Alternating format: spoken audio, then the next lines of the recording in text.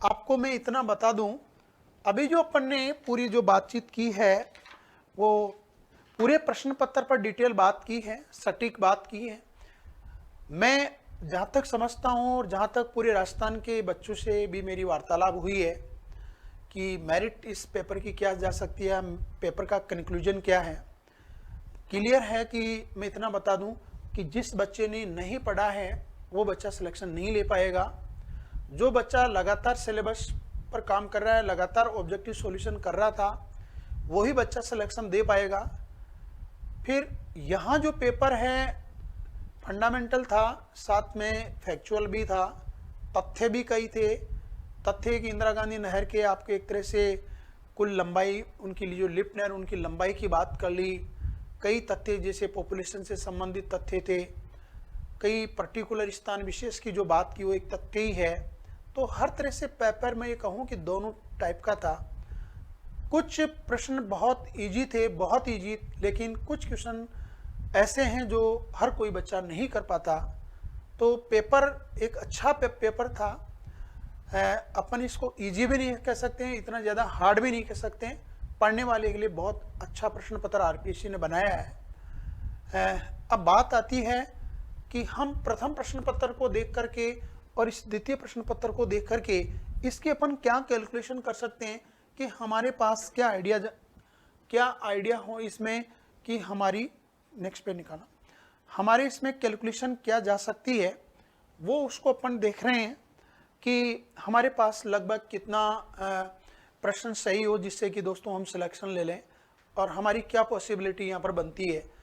तो दोस्तों इस पर देखिए, मैं सब बच्चों का, नरेश सब बच्चों का आभार व्यक्त करूँगा कि आपने लगातार मुझे सुना है, लगातार आपने मुझे सुना और मेरा सहयोग किया, इसके लिए आपको सबका शुक्रिया है। और मैं एक बार अपील करूँगा, सब बच्चे लाइक करें, शेयर करें, मैं आप सब छात्रों से मेरी अपील है। देखिए अभी अगर अपन देखते हैं तो आपके पास जो प्रथम प्रश्न पत्र था वो एक दिन पहले हो चुका था, मीन्स जीके वाला। जीके में भी थोड़ा सा अगर देखें, हाँ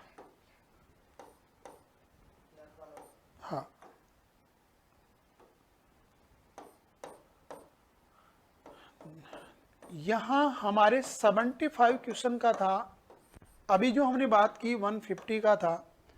हालांकि थोड़ी सी देखा जाए, आरपीएससी ने साइको के लिए 30 क्वेश्चन के लिए बोला, लेकिन 30 क्वेश्चन नहीं आए। सब्जेक्ट ज़्यादा लीड हुआ है और सब्जेक्ट ज़्यादा आना भी चाहिए था, क्योंकि आपको संबंधित विषय का व्याख्याता गजिटेड पद पर पदस्थता अपन गवर्नमेंट देने चाह रही है। मैं तो ये कहता हूँ कि पूरा का पूरा 150 का 50 ही ज्योग्राफी के प्रश्न होने चाहिए, साइको को इधर ऐड करना चाहिए। लेकिन फिर भी बहुत अच्छे प्रश्न 130 जो प्रश्न किया इन्होंने, अच्छा किया।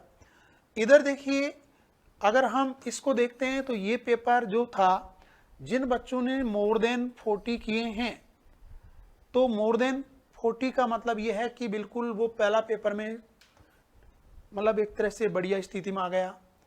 इधर अगर हम बात करें अभी 150 की अगर हम बात करें, मेरा मानना यह है कि मोर देन 105 क्वेश्चन, यदि यहाँ जिस लड़के ने सही, मैं सही की बात कर रहा हूँ, ये सही होनी चाहिए।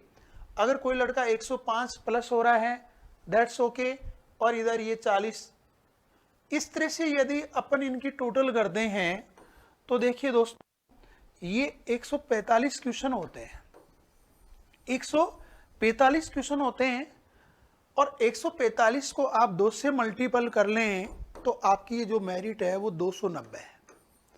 जो बच्चा अगर मोर देन 290 मार्क्स लेकर बैठा है, उस बच्चे को सिलेक्शन 101% होगा। उस बच्चे को कोई नहीं रोक सकता है।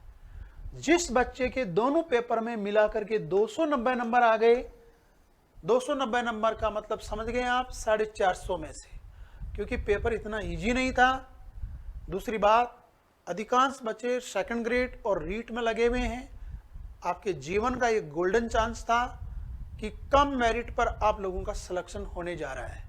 हालांकि पेपर अच्छा था, लेवल का था, पढ़ने वाले बच्चों का यहाँ पर सिलेक्शन हो रहा है। जो बच्चे 290 को लेके चल रहे हैं, ये मानिए कि वो सिलेक्शन के हकदार है। अब मैं आपको अलग अलग कैटेगरी की मैं मेरिट बता देता हूं मेरे प्यारे दोस्तों। सभी छात्रों की मैं अलग अलग जो मैंने गेस की है, जनरल कैटेगरी का जो बच्चा है, जो जनरल कैटेगरी में जो बिलोंग करेगा, वो बच्चा सिलेक्शन 285 से 290 तक वेरी करेगा। जनरल कैटेगरी में जिस बच्चे की 285 से 290 तक है वो सिलेक्शन आराम से ले लेगा। ओबीसी जो कैटेगरी की अगर हम बात करें तो ओबीसी कैटेगरी वेरी करेगी 275 से 280 पर, लगभग 275 से 280 तक इसकी ओबीसी की करेगी। हम अनुमानित बात कर रहे हैं, तमाम सभी राजस्थान के जो छात्रों से वार्तालाप हुई उसके अकॉर्डिंग मैं बात कर रहा हूं। ईडब्ल्यूएस, देखिए मैं बता दूं, ईडब्ल्यूएस विगत बार तो कई छात्रों को क्या पता नहीं था, प्रमाण पत्र नहीं बनवा पाए थे। इस बार लगभग सब बच्चों ने, में मेरा मानना है कि ईडब्ल्यूएस का प्रमाण पत्र बना लिया है। तो ईडब्ल्यूएस की जो है मेरिट बढ़ने के पूरे आसान हैं। 265 से वेरी करेगी 270 तक ये वेरी करेगी ईडब्ल्यूएस। एमबीएस अगर बात करें, एमबीएस कैटेगरी की बात करें तो एमबीएस कैटेगरी की जो मैंने कैलकुलेशन की है वो वेरी कर रही है 240 से लेके 245 पर। जैसा कि कैटेगरी से संबंधित छात्रों से जो वार्तालाप हुई है उनके स्कोर कर देख करके एससी कैटेगरी की जो वेरी करेगी वो लगभग 225 से 230 के बीच में वेरी करेगी। एसटी कैटेगरी की जो मेरिट यहाँ वेरी करेगी वो दोस्तों 215 से 220 तक वेरी करेगी। दोस्तों ये संभावित है, बाकी आरपीएससी जैसा फाइनल करेगी वैसा होगा। ये केवल जो मैंने आंकड़े आपको पेश किए हैं ये मैंने मेरे विवेक के अनुसार तमाम समस्त छात्र में जितने भी भूगोल के विद्यार्थी हैं, प्रतिस्पर्धी हैं, उनसे वार्तालाप के दरमियान जो निचोड़ जो मेरे पास सामने आया है वो ये आया है। बाकी ये जो है अपने नेगेटिव मार्किंग करके आपको ये करना है, आपको नेगेटिव मार्किंग करके करना है। तो जो बच्चा जहाँ है, फिर भी मैं तमाम सभी छात्रों को बहुत बहुत अग्रिम शुभकामनाएं देता हूँ कि आपके मेहनत के अनुरूप आपका चयन निश्चित रूप से हो। यदि आपका चयन होता है बहुत अच्छी बात है। और दूसरी बात यह है कि टेस्ट की जो पीडीएफ और आंसर जो की है वो टेलीग्राम पर आपको मिल जाएगी। हमारा जो टेलीग्राम चैनल है उस टेलीग्राम पर आपको मिल जाएगी। टेस्ट की पीडीएफ और आंसर की दोनों मिल जाएगी। हम अभी उधर को डाल रहे हैं। बाकी आरपीएससी जो करेगी वो फाइनल है, ये हमारा अनुमान है। आरपीएससी की ही की मान्य होगी, आरपीएससी ही की कट ऑफ मान्य होगी। हम केवल आप जैसे विद्यार्थियों से वार्तालाप करके ही हम आपको दोस्तों एक निचोड़ पेश कर रहे हैं, वो निचोड़ हम दे रहे हैं। आपका नेगेटिव मार्किंग 1/3 करके ये स्थिति आनी चाहिए।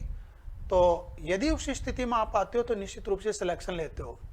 मैं आपको एक बात जरूर अंत में कहना चाहूँगा दोस्तों, यदि आपको वाकई एक अच्छे पद पर जाना हो, आप में से कोई साथी अगर सेलेक्ट नहीं होते हैं तो निरुत्साहित होने की जरूरत नहीं है, हतोत्साहित होने की जरूरत नहीं है। जल्द बहुत बड़ी मात्रा में राजस्थान गवर्नमेंट स्कूल लेक्चर की विज्ञप्ति लेके आ रही है और जिसकी इम्तिहान आगामी हो सकता है मई जून में उसकी इम्तिहान गवर्नमेंट करवा लें। तो जो बच्चे इस दायरे में नहीं आ रहे हैं, मैं कहूँगा कि कल से वापस स्कूल व्याख्याता के एग्जाम में लग जावें, उसकी तैयारी में लग जावें। आप जल्दी से जल्दी 5-6 महीने में दोबारा सिलेक्शन दे देंगे। आपकी तैयारी को आप यथावत रखें। आपने जो तैयारी की वो व्यर्थ नहीं जाएगी, वो तैयारी आपको आगे काम करेगी। जो होता है वो अच्छे के लिए होता है। असफलता भी मेरे शब्दों में सफलता की एक कड़ी होती है। असफल रह करके आप घर नहीं बैठे, आप में काबिलियत है, आप में हैसियत है। आप जैसे छात्रों को केवल प्रॉपर गाइड करने की जरूरत होती है। यदि समय रहते आपको प्रॉपर गाइड कर दिया जाए तो मेरा मानना है कि 1 साल में आप सब बच्चे व्याख्याता बन सकते हैं। लेकिन कंडीशन ये है कि उस 1 वर्ष के दरमियान आपको प्रॉपर सिलेबस के अनुसार पढ़ाया जाए, प्रॉपर गाइड किया जाए, प्रॉपर परीक्षा केंद्रित पढ़ाया जाए, तो निश्चित रूप से आप सिलेक्शन दे सकते हैं। लेकिन कुछ साथी बिना गाइडेंस के, बिना स्टडी मटेरियल के, बिना मतलब मैं ये कहूँगा कि परीक्षा केंद्रित न पढ़ने की वजह से परीक्षाओं में वंचित रहते हैं। आगे की तैयारियों के लिए आप पहले से तैयार रहें। नेक्स्ट ये सोच लेंगे मुझे सिलेक्शन लेना है। हालांकि आप में से इसमें अधिकांश बच्चे इसी बार सिलेक्शन ले रहे हैं, लेकिन कुछ बच्चे, आंशिक बच्चे जो सिलेक्शन नहीं ले पाएंगे, मैं उन बच्चों को सुझाव दूंगा कि हतोत्साही नहीं होवें और अगली तैयारी आज से ही शुरू कर दें और ग्रेड फर्स्ट की ही तैयारी शुरू कर दें, क्योंकि राजस्थान गवर्नमेंट स्कूल व्याख्याता की बहुत बड़े पद जल्दी विज्ञापित करने जा रही है, जिनकी एग्जाम आगामी 2023 में संभावित है। उसके लिए आपको अभी से दोस्तों तैयार होना जरूरी है। और अभी जो अपन ने डिस्कशन किया, साइको के अतिरिक्त लगभग सभी प्रश्नों पर अपन डिस्कशन किया है। दोस्तों मैं थोड़ा लेट हो गया, इसके लिए मैं आप सब साथियों से क्षमा प्रार्थी हूँ, लेकिन देर आए दुरुस्त आए वाली बात यहाँ चरित्रार्थ होती है। नेक्स्ट इस वीडियो के जो टेलीग्राम का लिंक है वो आपको मिल जाएगा। हाँ, इस वीडियो के डिस्क्रिप्शन में ये टेलीग्राम पर आपको ये सब कुछ मिल जाएगा। आप अपने साथियों को सेंड कर दीजिए और ढेर सारी शुभकामनाओं के साथ मैं पुनः ईश्वर से नेक चाहता हूँ कि ईश्वर का आशीर्वाद आप पर बना रहें और आप सदैव मेहनत करते रहें और सफलता के कदम आपको जल्दी से जल्दी मिलें। और मैं अंत में यही कहना चाहूँगा कि आप घबराएं नहीं और अपनी तैयारी को मजबूती के साथ अगली बार भी रखें। इन्हीं शब्दों के साथ जय हिंद, जय भारत।